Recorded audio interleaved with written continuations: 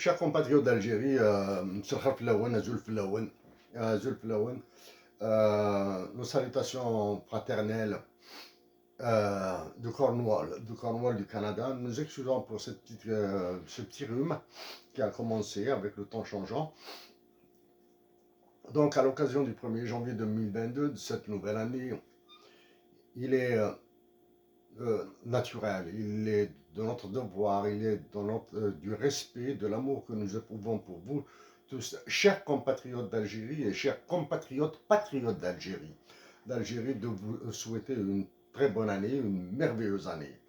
Et notre année à tous, l'année des patriotes algériens sera merveilleuse s'ils continuent dans ce processus de résistance, de dignité et de noblesse. Bien sûr, l'année sera merveilleuse au sens que nos compatriotes d'Algérie maintiendront l'État debout, resteront dans la paix, résisteront aux souffrances qui s'en viennent, en évitant le retour de ce mouvement dévastateur de février 2019. Tout comme il est de notre devoir, plaisir même, de souhaiter une merveilleuse année aux soldats algériens, aux officiers subalternes algériens, en les suppliant de continuer à protéger la patrie, à défendre la patrie dans la partie de leur responsabilité, en leur disant que la patrie ne peut être défendue que par sa nation, que par son peuple. Cette nation, ce peuple auquel les soldats et les officiers subalternes appartiennent. Chers compatriotes d'Algérie, nous allons continuer à être très pragmatiques. Donc, sans ce patriotisme, sans cette noblesse, sans cette résistance, sans cette recherche, cette quête, ce recouvrement de la dimension intégrale de la majorité de l'Algérie, l'avenir de l'Algérie sera encore plus sombre, parce qu'il est déjà sombre. Ce matin a été publiée la loi des finances de 2022. Comme nous sommes engagés, nous allons revenir dessus. Donc, le 16,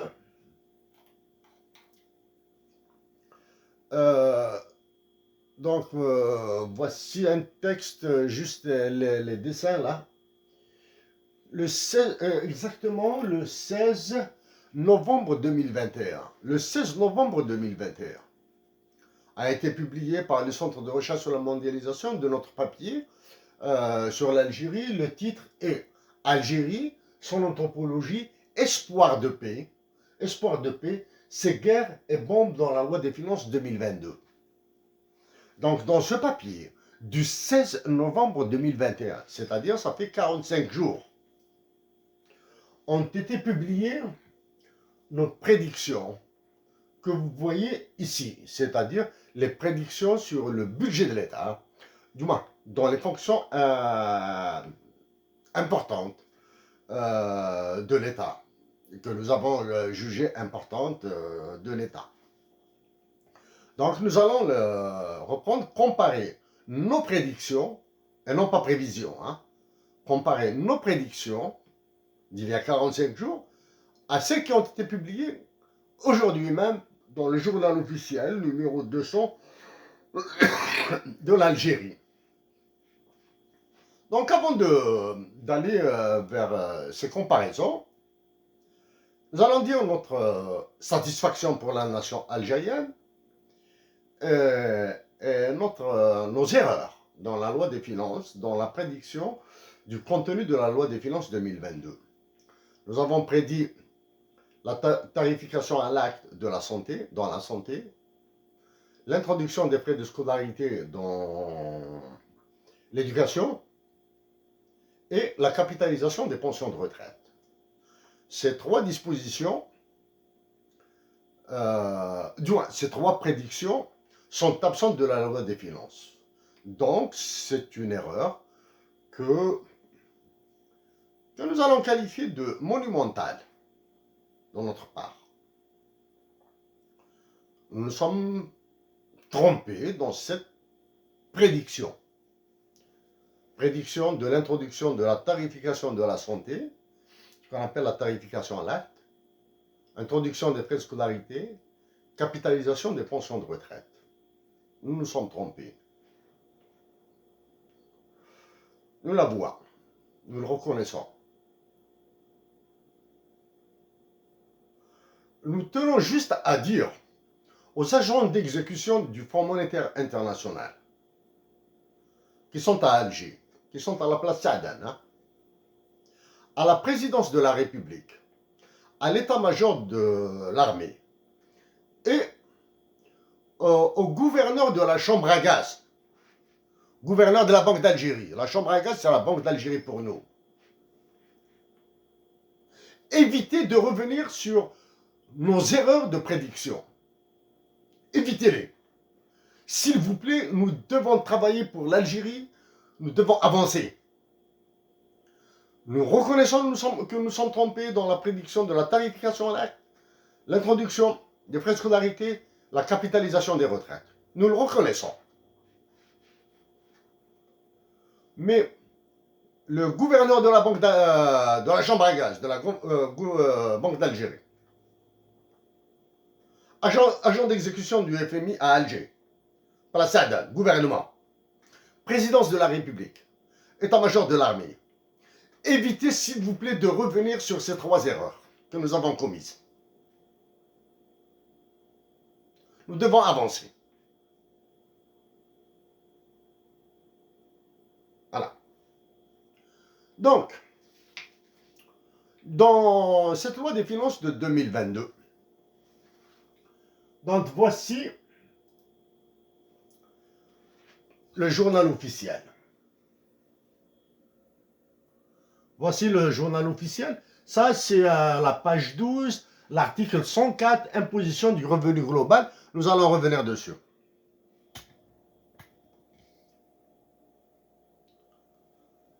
Il y a à la page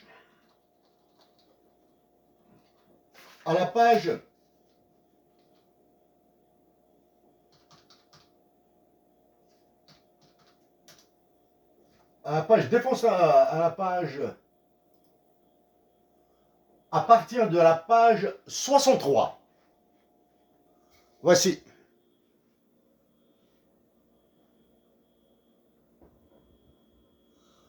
À la page 63 sont publiés les budgets par fonction, défense nationale, éducation nationale, santé, ministère de l'Intérieur, etc.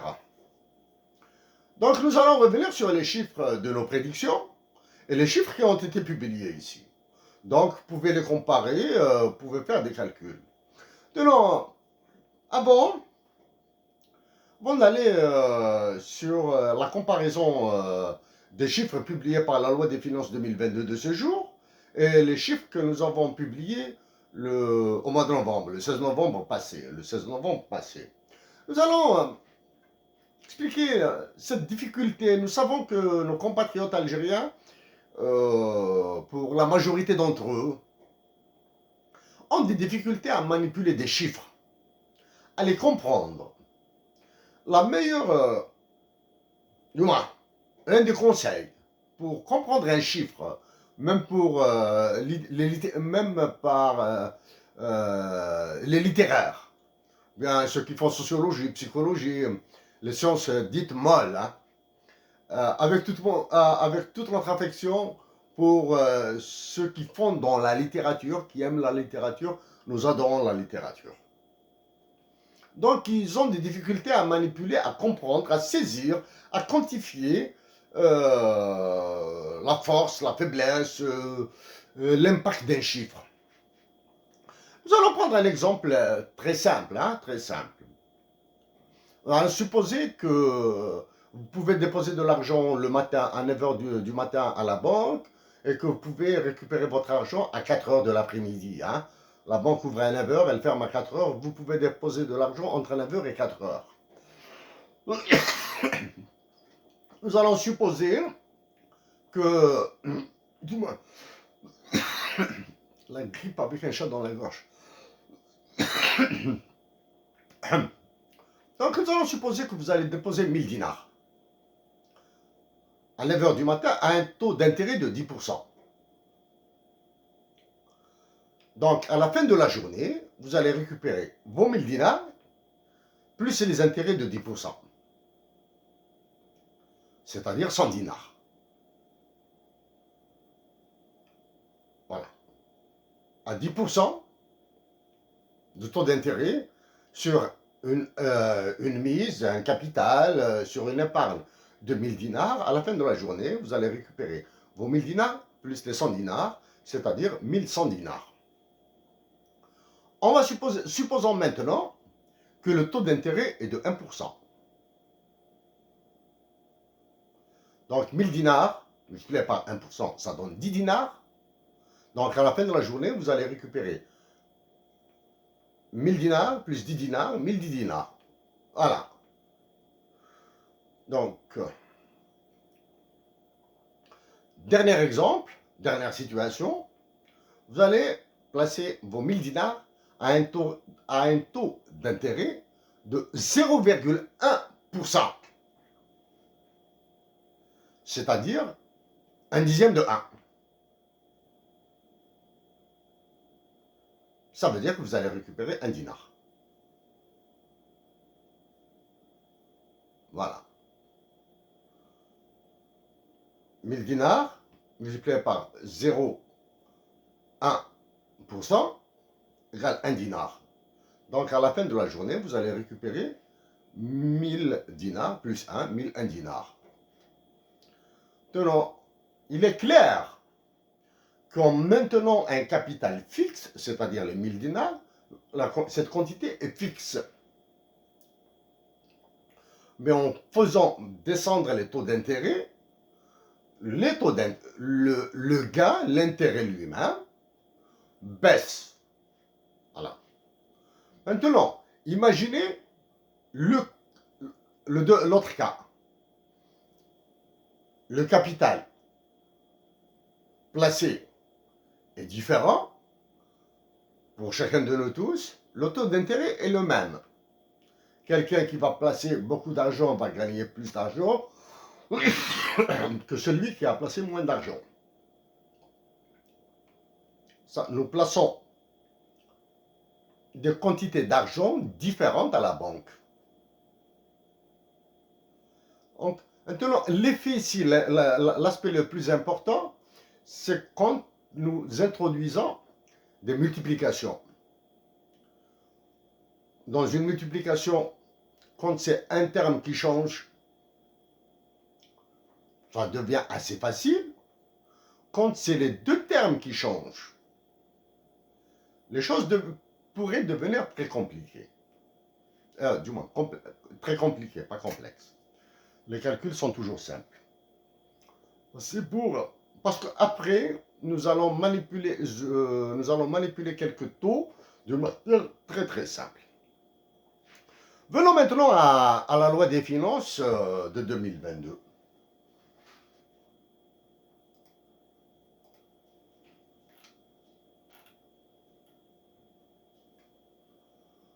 Dans nos prédictions prédictions des budgets dans la loi des finances pour la défense nationale, l'intérieur, la santé, etc., nous avons publié des taux, hein, nous disons bien des taux, c'est-à-dire des pourcentages. Et aujourd'hui, la loi des finances a été publiée. Nous avons recalculé les taux dans la loi des finances. Donc, à gauche, ce sont les prédictions de loi des finances 2022, calculées sur la base des moyens. Dans le cadre d'une conférence, nous allons dire quelle est la technique qui a été utilisée ici. parce que c'est... fallait jouer avec les agents d'exécution du FMI et de la Banque mondiale à Alger, avec l'état-major, avec la présidence. Hein. La loi des finances de 2022, Algérie, les voici les chiffres. Nous allons prendre un par un. La défense nationale, nous avons prédit 37%, et la loi des finances de ce jour, c'est 33,55%. Sauf qu'ici, nous avons ajouté les Moudjahidines. Donc, si nous supprimions les Moudjahidines, la défense nationale va monter. Le taux de la défense nationale va monter. Ok. L'enseignement supérieur. Dans la prédiction, nous avons dit 11%. Dans la loi des finances publiée aujourd'hui, c'est 10,33%. Pour l'éducation, dans la prédiction, c'est 22%. Dans la loi des finances publiée aujourd'hui, c'est 21,29%. La santé, prédiction 12%. Le résultat est de 11,34, publié par la loi des finances, 11,34%. L'intérieur, prédit 16%. Prédit 16%. Dans la loi des finances de ce jour, 15,11%. Justice, 2% dans la prédiction. Dans justice, 2,38%. Donc,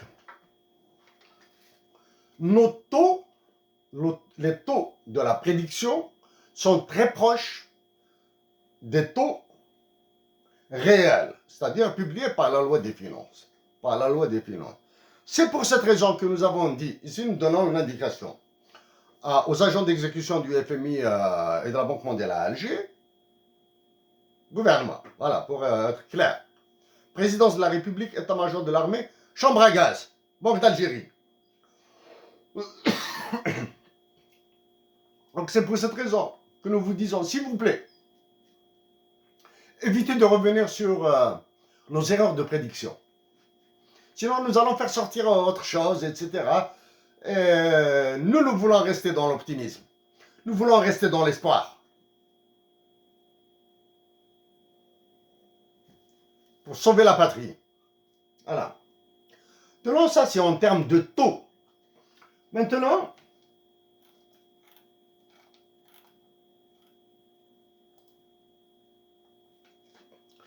ici, nous excusons là, pensons que ici, là, ce sont des taux. Aussi, c'est ce que nous appelons les variations. Pour là, tout à l'heure, c'était les proportions dans le budget global. Les taux de 36%, 12%, etc. C'est le poids, on va dire, c'est la pondération dans le budget total. Ici, nous avons pris fonction par fonction, centre de dépenses par centre de dépenses, défense nationale, justice, etc. Pour la défense, l'écart entre notre prédiction et ce qui a été publié aujourd'hui va de moins 0,003 et moins 0,01.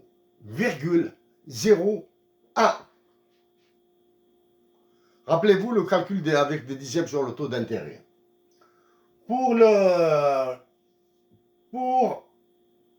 l'enseignement supérieur,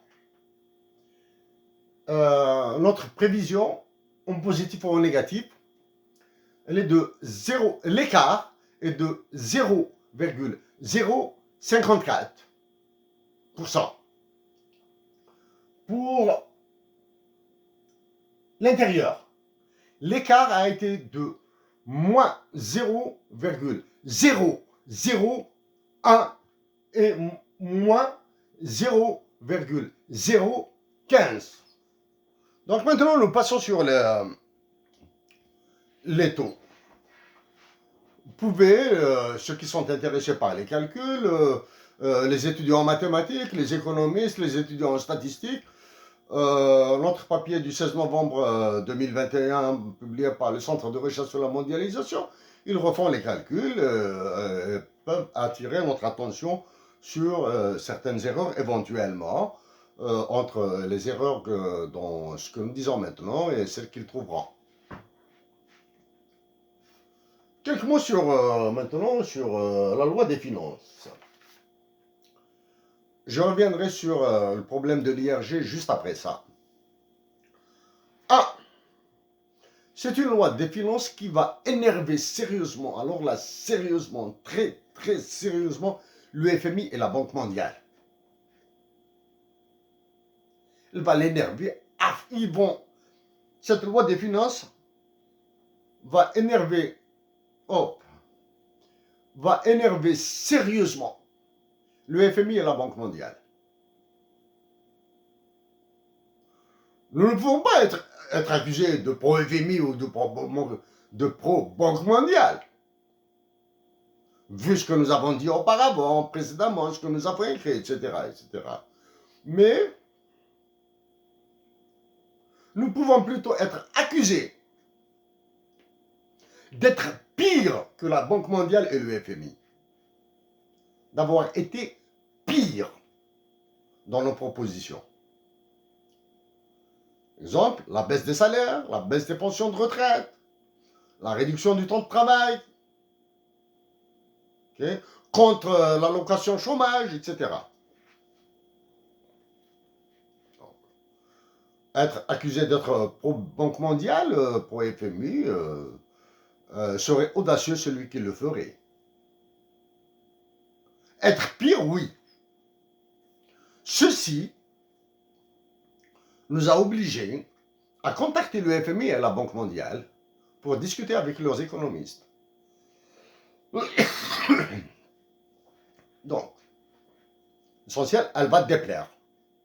Quand nous disons que cette loi des finances va déplaire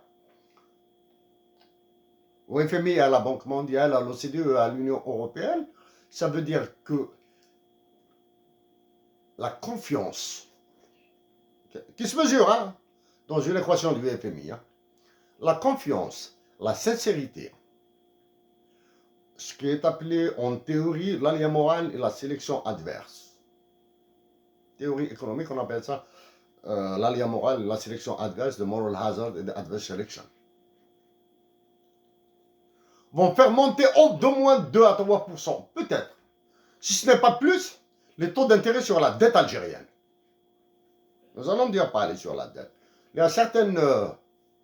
les agents du FMI et de la Banque mondiale en Algérie parlent que l'Algérie n'ira pas sur l'endettement international. Oui, elle n'ira pas. Nous allons dire pourquoi elle n'ira pas sur l'endettement international. Et elle ira sur l'endettement international juste après. Non. Bon. Avant de... Cette loi des finances, cette loi des finances, nous l'avons prédit qu'elle sera fasciste, criminelle, antipatriotique, tout ce que vous voulez. Elle les a toutes. Elle les a toutes. Nous l'avons dit dans un message aux députés, aux sénateurs, à tout le monde, à l'état-major, à la présidence de la République, etc. Elle a toutes ces parts. Antipatriotique, fasciste, tout ce que vous voulez. Parce qu'il n'y a pas une loi de solution, il n'y a pas une seule loi de solution des problèmes que vivent les Algériens. Voilà. L'illégalité dans l'injustice, le caractère fasciste est dans la loi des finances, il est à la page 12.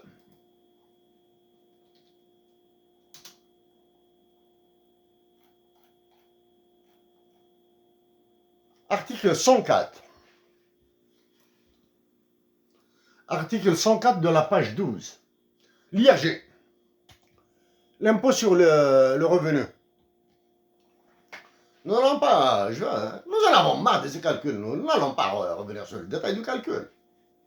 Il montre le caractère injuste, le caractère criminel, le caractère fasciste de cette loi. Regardez, les revenus annuels n'excédant pas 240 000 dinars, c'est-à-dire 24 millions de centimes, sont exonérés d'IRG. Il n'y a pas d'impôt sur ceux qui gagnent moins de 2 millions de centimes par mois. Ok. Avec la dévaluation du dinar, il gagnait moins de 2 millions de centimes en Algérie, tu ne payes pas d'impôt. Bon. Pour ceux qui gagnent entre 240 000 et 1 dinar, c'est-à-dire 24 millions et 1 dinar et 48 millions de centimes par année. Le taux d'imposition est de 23%. Ensuite, ça passe à la tranche de 480 000 dinars à 960 000. Ensuite, ça passe à la tranche de 960 000 à 1 920 000 dinars, c'est-à-dire à peu près de 96 millions de non, pas à peu près, exactement de 96 millions de centimes et 1 dinar à 192 millions, il paye 33%. Et supérieur à 3 millions, à 384 millions, il paye 35%. Faites des calculs, léger calcul, hein. Léger calcul avec ces taux, vous allez trouver que le taux d'imposition et le montant payé, quand on fait les proportions, est un caractère fasciste, hitlérien, criminel. C'est-à-dire, la Banque mondiale a dit que les inégalités, la pauvreté en Algérie augmente. Elle est dans cet article 104. L'État algérien confirme ces inégalités et ces injustices. L'injustice dans l'imposition et l'inégalité dans les revenus. Confirme. Que voulez-vous de plus? Quelqu'un qui gagne 480 000 dinars, quelqu'un qui gagne 48 millions de centimes par année, 4 millions de centimes par mois, va payer un taux d'imposition de 23%. S'il passe, s'il gagne 1 dinar en plus, c'est ce qu'on appelle le calcul marginal. Bon. Oubliez ce calcul marginal. Quelqu'un qui gagne 48 millions de centimes par année va payer 23% d'impôt, d'IRG. Quelqu'un qui va gagner 48 millions et 1 dinar va payer 27%. Il va payer un taux de 4 points supérieur au précédent. Dans ce cas-là, cette personne va supplier ses patrons, ses boss, etc., tous ces patrons, va faire une prière pour perdre son salaire. Et là, on vous annonce la révision du point indiciaire pour le semestre 2022. Vous avez remarqué ici que les tranches vont pas double. Nous, pour réduire justement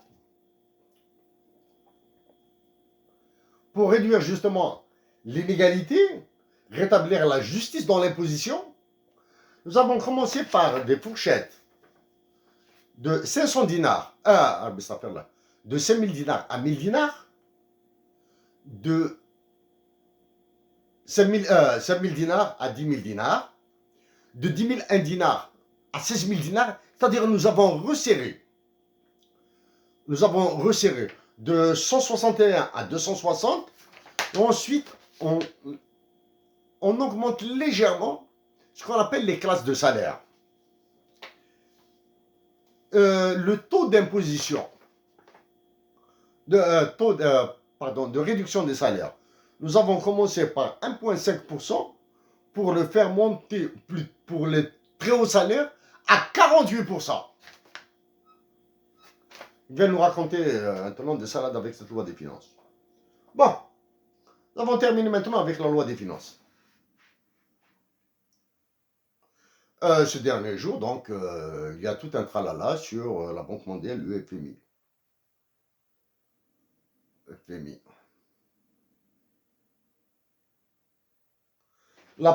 Les personnes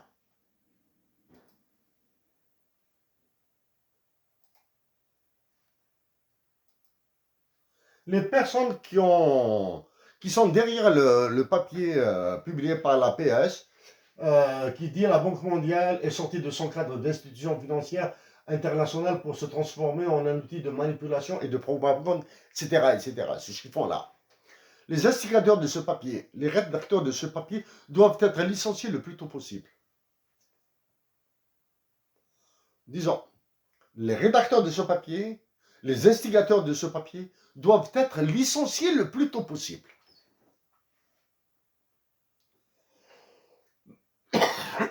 Maintenant, nous allons voir les droits de l'homme et cette loi des finances, etc. Nous allons revenir sur les droits de l'homme et la loi des finances.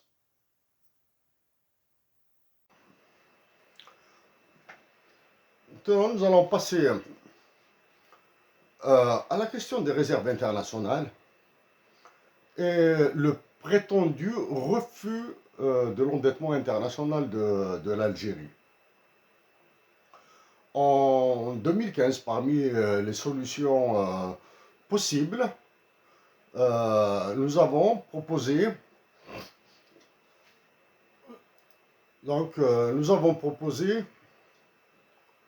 la démonétisation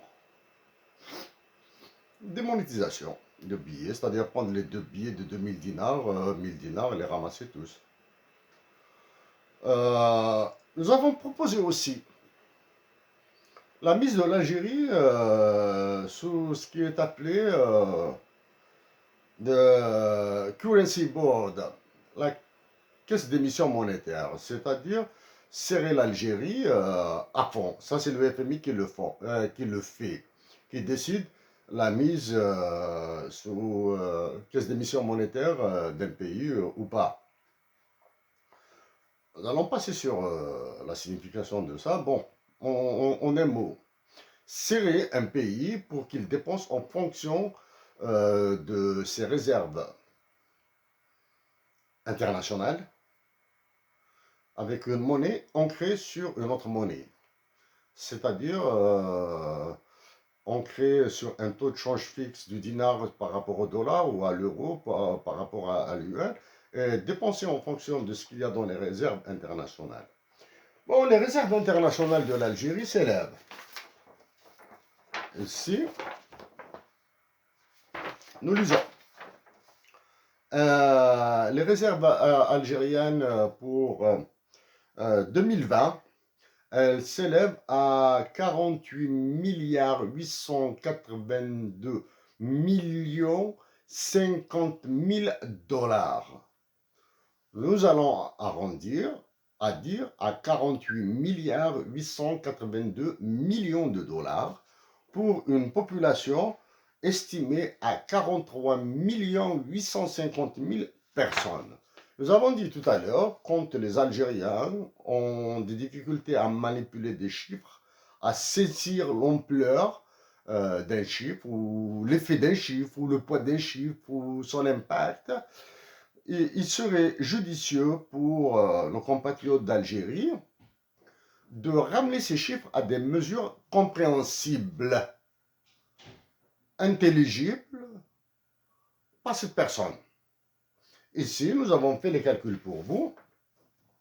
Donc, avec 48 milliards 882 millions de dollars de réserves, et pour une population de 43 850 000 Algériens, pour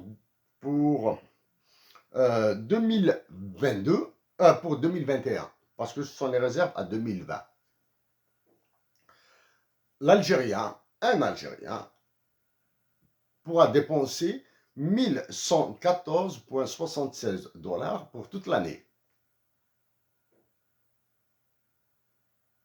Et par jour, un Algérien devra dépenser ou bien est autorisé à dépenser 3,05 $ par jour. 3,05 $ par jour, il est à peu près, ce qui est appelé par l'UFMI, l'OCDE, etc., le seuil relatif de pauvreté. Le seuil absolu, c'est 1,75 $, 1,50 $ ou 1,75 $ par jour, dollars US. Hein. Le seuil relatif de pauvreté, c'est 3,05 $. Donc, un Algérien peut dépenser 3,05 $ par jour pour 2021. Donc maintenant, à la fin dans quelques mois, nous verrons quelles sont les réserves internationales de l'Algérie et comment elles se comportent. Donc voici les chiffres officiels du FMI. Pour une fois que nous sommes prêts, nous sommes dans la même fourchette de valeur, dans le même ordre de grandeur que la chambre à gaz. Pour rendre ces chiffres plus explicites, plus simples, plus clairs encore. Un Algérien, c'est-à-dire un bébé qui est né, a le droit de consommer 3 $ par jour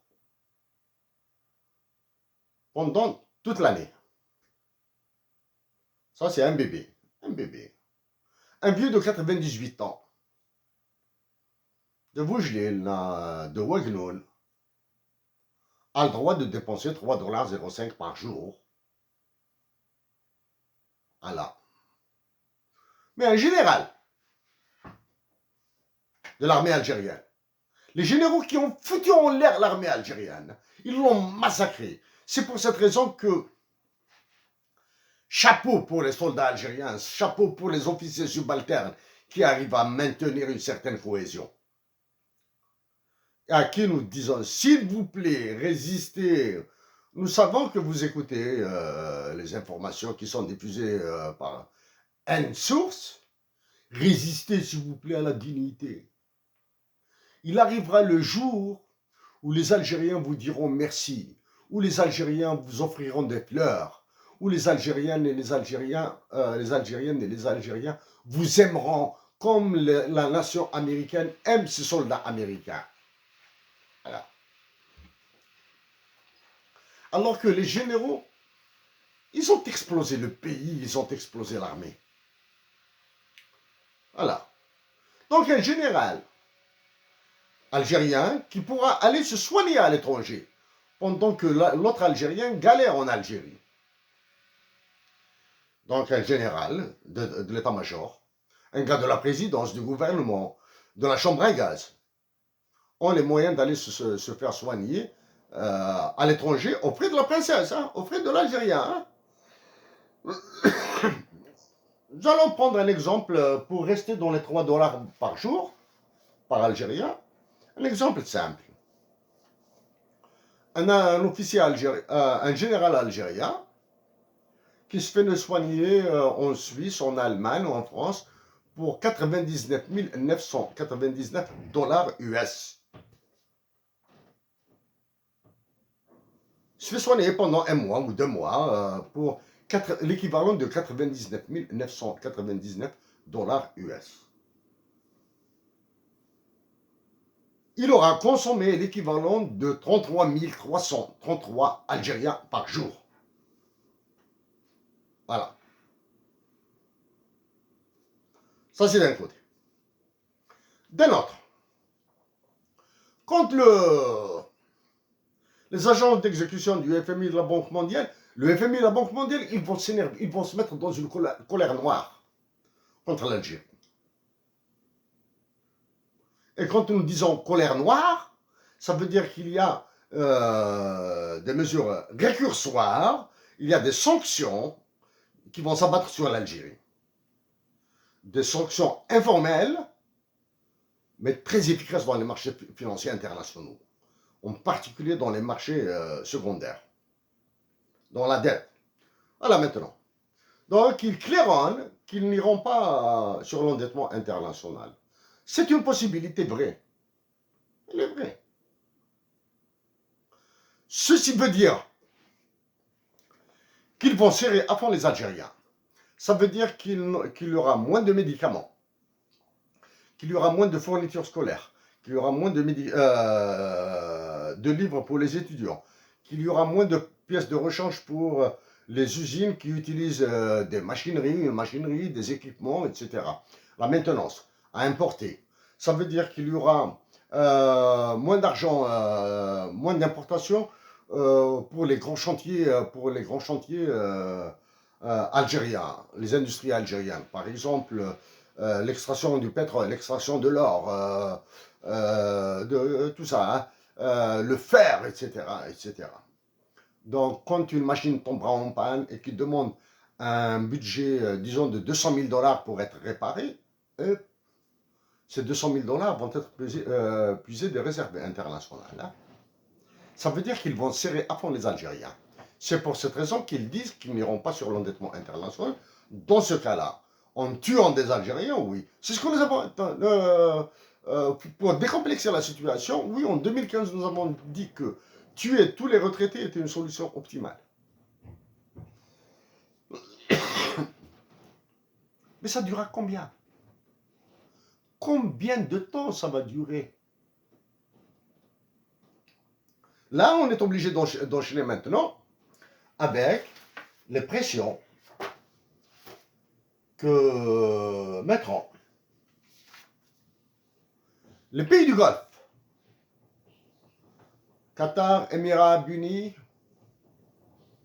le Koweït, l'Arabie Saoudite, sur les investissements dans l'agriculture saharienne algérienne. Eh oui. Récemment, l'Algérie a acheté aux États-Unis pour 725 000 tonnes de blé. Hein. Nous disons bien 725 000 tonnes de blé, quelque chose comme ça. Et ils vont mettre la pression. Et sachant que c'est le sommet de la Ligue arabe qui s'annonce à Alger, et nous espérons qu'il se tiendra, et nous espérons que le roi du Maroc y assistera, ça va jouer dur. Maintenant que nous avons abordé l'aspect international, espérons aussi que le dirigeant de l'autorité palestinienne qui vient de rencontrer les Israéliens fera un bon message, plaidera la cause algérienne auprès des Israéliens. Maintenant, c'est confirmé que l'Algérie et Israël vont négocier, hein, c'est-à-dire les 100 millions de dollars qui ont été donnés à la Palestine et les 450 millions de dollars donnés à la Tunisie sont un gage pour que ces deux pays, c'est l'achat de l'accord tacite de ces deux pays pour la négociation entre l'Algérie et Israël. Voilà, donc réserve internationale, endettement international, nous vont régler. L'endettement international maintenant. Une information additionnelle. Les Algériens doivent savoir que la cote de la dette algérienne mesurée par Standard and Poor's est de BBB-. En anglais, on dit BBB-, c'est-à-dire 3B plus un moins au côté. Pour comprendre ce que signifie B, très simple. En anglais, ce n'est pas ça. Hein? Remplacer B par bad. Bad, la dette algérienne est bad, minus. Quand on vous dit bad, ça veut dire qu'elle est very bad. Bad, c'est mauvais. La dette algérienne est mauvaise, avec un moins à côté là, avec un moins à droite. Ça veut dire,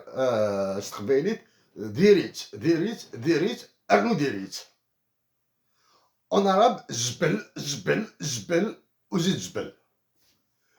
c'est ce qu'on appelle une dette spéculative. Quand la dette est spéculative, ça veut dire que c'est un produit toxique. Ça veut dire que c'est les marchés secondaires qui vont s'en occuper. Ce sont les marchés secondaires, le marché des vautours ou bien les marchés des percnoptères. C'est pour cette raison que nous disons que l'optimisme est dans le patriotisme des Algériens, dans leur amazérité. Alors, quels sont le dernier, le drôle là. Ah, l'inflation, elle est passée complètement sous silence. L'inflation en Algérie. Hein. Les journaux algériens refusent de parler de l'inflation au Venezuela, au Zimbabwe et en Turquie. En théorie. L'inflation en Turquie arrange très bien les affaires algériennes. C'est-à-dire, nous pouvons liquider les Turcs rapidement. L'Algérie prendra quelques dollars de ses réserves internationales, elle achètera de la lire turque, et dévaluée qu'elle est, elle paiera tous les engagements financiers, les investissements de la Turquie en Algérie, et dire aux Turcs, s'il vous plaît, vous pouvez rentrer chez vous maintenant, nous vous avons payé. Ça. Maintenant, bien sûr, il est question, ça dépend comment ils négocient le contrat. Oui, oui. Donc, l'Algérie, dans cette loi des finances, quand bien même nous convenons que ce n'est pas dans le texte d'une telle loi que doivent être définis les mécanismes de lutte contre l'inflation.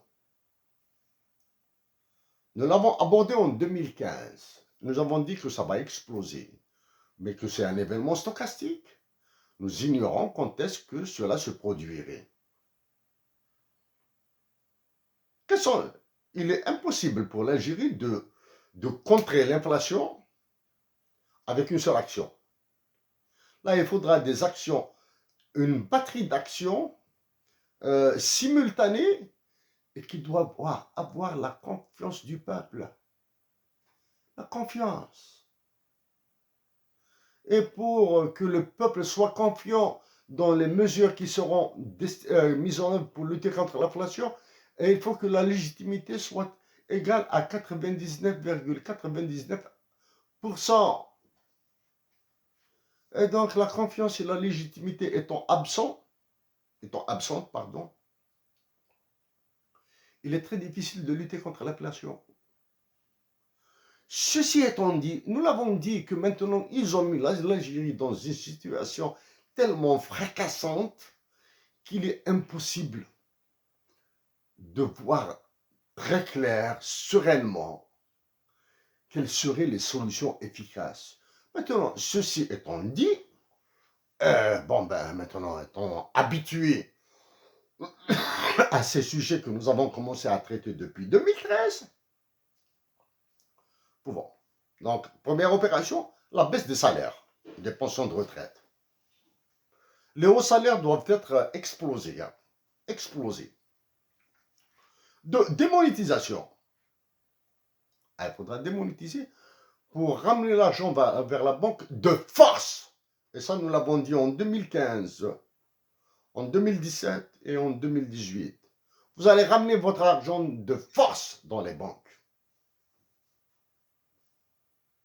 Et c'est risqué, c'est grave, c'est une situation extrêmement grave qui peut engendrer des troubles noirs. Donc, baisser les salaires et les pensions de retraite, démonétiser les billets de 2000 dinars ou de 3000 dinars, j'ignore quels sont tous les billets, toutes les monnaies fiduciaires qui existent en Algérie là. Ça c'est la première. Réduire le temps de travail pour créer de l'emploi et créer une inflation par la production. Quel est l'autre? Surévaluer le dinar. En surévaluant le dinar, nous allons réduire l'inflation importée. Mais tout ça va déplaire au FMI et à la Banque mondiale. Essentiellement, d'un point de vue formel, ces mesures vont déplaire aux États-Unis d'Amérique et à la France. Elles vont déplaire. Et donc, il n'y a que la légitimité, la confiance et la force de l'État qui ne peut être portée que par la nation, qui peuvent dire à toutes ces organisations, à tous ces États, nous sommes souverains, nous sommes des patriotes, nous allons galérer, nous allons souffrir, comment ont souffert ceux qui ont libéré l'Algérie. Et voici les procédures que nous allons mettre en œuvre pour lutter contre l'inflation. Démonétisation, augmentation du taux d'intérêt bancaire, surévaluation, réduction des salaires, création de l'emploi par la réduction du temps de travail. Nous le redisons une autre fois. Oui, nous avons contacté des syndicalistes pour les appeler au calme. Arrêtez ces histoires de grève-là pour faire plaisir aux services de renseignement, à la manipulation, etc., etc. Arrêtez ces histoires-là. Les députés et l'état-major, la présidence et le gouvernement ont suffisamment bousillé le pays. N'en rajoutez pas. Vous, les syndicalistes qui n'avez jamais travaillé, vous êtes les plus grands feignants de l'Algérie. Avant de nous installer au Canada, nous avons travaillé en Algérie. Voilà. Alors, parmi les mesures qui remettront la confiance en Algérie, il y a d'autres. Bien sûr, que la justice, les magistrats, recouvrent un minimum de dignité professionnelle. Ne jamais s'attaquer à la dignité humaine et aux vies privées des individus. Jamais. Ils doivent recouvrer leur dignité professionnelle. Eh oui. L'arabisation a fait des ravages. Quels sont les autres signaux? Maintenant que les Algériens patriotes, nous répétons que les Algériens patriotes ont gagné la bataille contre la déstabilisation de l'Algérie par des généraux algériens. Il reste une autre action salutaire. C'est le départ de quelques généraux encore en activité. Exemple, le chef d'état-major, celui qui prétend être le chef d'état-major de l'armée. Il doit rentrer chez lui. Il doit rentrer chez lui, quitte qu'à cela, quitte à ce que l'État algérien s'engage à le laisser tranquille. L'essentiel, sauvons le pays. Tous les généraux qui sont sous la menace de la Cour pénale internationale, d'arrestation extranationale, etc., etc. Restez en Algérie, nous vous garantissons pas l'impunité. Nous vous garantissons la non-extradition vers des pays qui vont vous saquer là. Hein? Mais pas l'impunité. Il y a trop de vies qui demandent justice. En parlant de justice maintenant, en parlant d'impunité,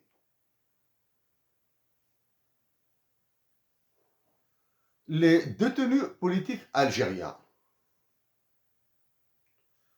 tous les détenus politiques algériens, y compris les naïfs qui ont été manipulés par ce mouvement destructeur de février 2019 là. Mouvement destructeur.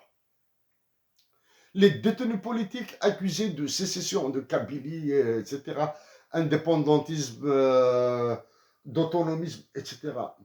Tout cela doit être libéré immédiatement pour remettre de l'espoir. Ça, c'est la première.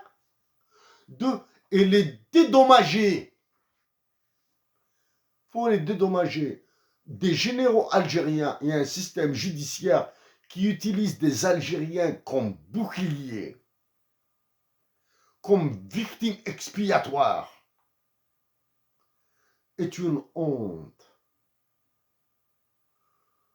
En plus d'être une violation massive des droits de l'homme, etc., c'est une honte. Chers compatriotes d'Algérie, bientôt, la France a pris la direction de l'Union européenne.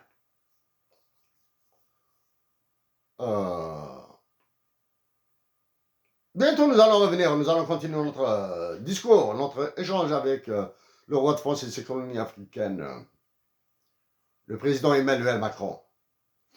Même si la grippe nous dérange un petit peu, et nous nous excusons. Nous allons continuer. Avant de l'oublier, s'il vous plaît, un dernier mot sur les réserves internationales. Prions le bon Dieu que le Maroc ne fasse pas de bêtises d'agresser des soldats algériens à la frontière. Prions que le bon Dieu que les soldats algériens, par la folie, la débilité de certains généraux, n'agressent nos frères marocains. Pourquoi? Parce que le risque Algérie sera multiplié par 99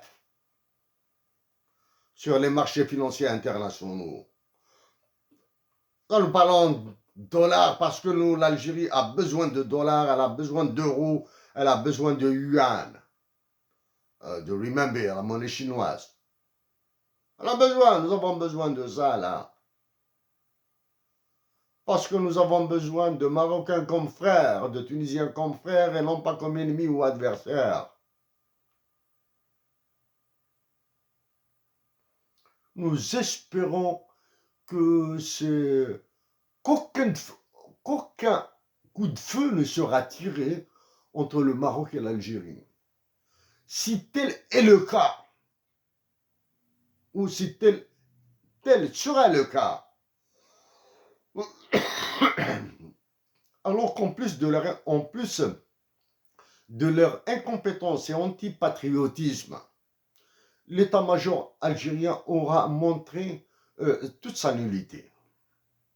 Chers compatriotes d'Algérie avec un cœur blanc, nous vous souhaitons une année pleine d'amour, de paix, de joie, même au milieu de tristesse. La bataille doit l'objectif cardinal, la paix en Algérie, qui ne sera jamais une paix de développement et d'avenir si la majorité de l'Algérie n'est pas assumée intégralement. À nos compatriotes d'Algérie qui aiment s'élancer dans des grands discours de philosophie, etc. Nous aimons la philosophie, nous aimons les mathématiques, nous aimons tout ce que vous voulez. Et que pensez-vous de la dotation de l'Algérie d'un hymne national bilingue? Merci à vous et au plaisir de parler autrement. Après l'affaire.